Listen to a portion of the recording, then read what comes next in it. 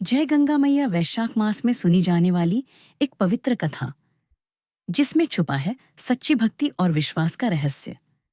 एक ऐसे राजा की कहानी जिसने गंगा स्नान को लेकर एक प्रण लिया और उस प्रण के कारण उसकी शादी एक बंदरिया से हो गई।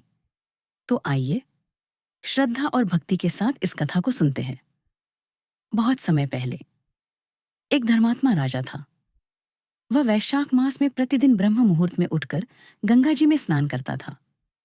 राजा को अपनी भक्ति पर बहुत गर्व था।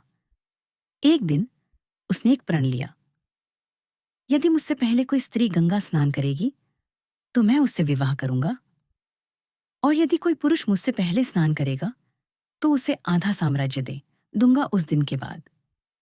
राजा रोज और भी जल्दी गंगा तट पर जाने लगा, लेकिन कुछ दिनों बाद उसे एक अजीब बात महसूस हुई। जब वह गंगा जी पहुंचता तो जल पहले से ही हिलता हुआ होता, जैसे कोई उससे पहले स्नान कर चुका हो। राजा को यह बात समझ नहीं आई। उसने सोचा, आखिर मुझसे पहले कौन गंगा स्नान कर रहा है? तब राजा ने अपने पहरेदारों को आदेश दिया, आज से तुम गंगा तट पर पहरा दो और पता लगाओ कि मुझसे पहले कौन स्नान करता है। पहरेदार रात भर छुप कर बैठे रहे। सुबह का समय हुआ। तभी उन्होंने एक अद्भुत दृश्य देखा। एक छोटी सी बंदरिया पेड़ से उतर कर आई और गंगा जी में कूद गई। वह पूरे मन से स्नान कर रही थी। पहरेदार यह देखकर हैरान रह गए। उन्होंने जाकर राजा को सब बता दिया। अगले दिन राजा स्वयं छुपकर देखने गया और उसने भी वही दृश्य देखा। राजा के मन में विचार आया, मेरे प्रण के अनुसार यदि कोई स्त्री मुझसे पहले स्नान करे तो मुझे उससे विवाह करना होगा। राजा ने उस बंदरिया को एक स्त्री के समान माना और अपने प्रण को निभाने का निर्णय लिया। राजा ने सैनिकों को भेजा और उस बंदरिया को महल में लाया गया। कुछ समय बाद राजा ने घोषणा कर दी, मैं इस बंदरिया से विवाह करूंगा। पूरा राज्य चौंक गया। सबने विरोध किया, लेकिन राजा अपने वचन पर अडिग रहा और उसने उस बंदरिया से विवाह कर लिया। अब बंदरिया महल में रहने लगी।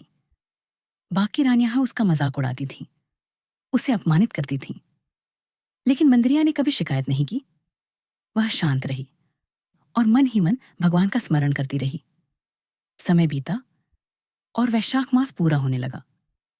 एक दिन महल में अचानक तेज प्रकाश फैल गया। सब लोग डर गए। तभी उस प्रकाश में भगवान प्रकट हुए। भगवान ने कहा, इस बंदरिया ने बिना ज्ञान के सिर्फ सच्चे मन से गंगा स्नान किया। इसकी भक्ति सच्ची है। इसने अपमान सहा लेकिन कभी अपना विश्वास नहीं छोड़ा। इतना कहते ही एक चमत्कार हुआ। वह बंदरिया एक सुंदर स्त्री में बदल गई। पूरा महल हैरान रह गया। बाकी रानियां को शर्मिंदा हो गई। राजा बहुत प्रसन्न हुआ। अब वह बंदरिया नहीं रही, वह एक दिव्य रानी बन चुकी थी। कुछ समय बाद राजा को संतान का सुख भी प्राप्त हुआ और उनका जीवन सुख शांति से भर गया। इस कथा से हमें यह सीख मिलती है कि सच्ची भक्ति के लिए न रूप मायने रखता है, न ज्ञान। जरूरी है तो सिर्फ एक चीज, सच्चा मन। इसीलिए वैशाख मास में श्रद्धा से किया गया गंगा स्नान जीवन बदल सकता है। जय गंगा मैया।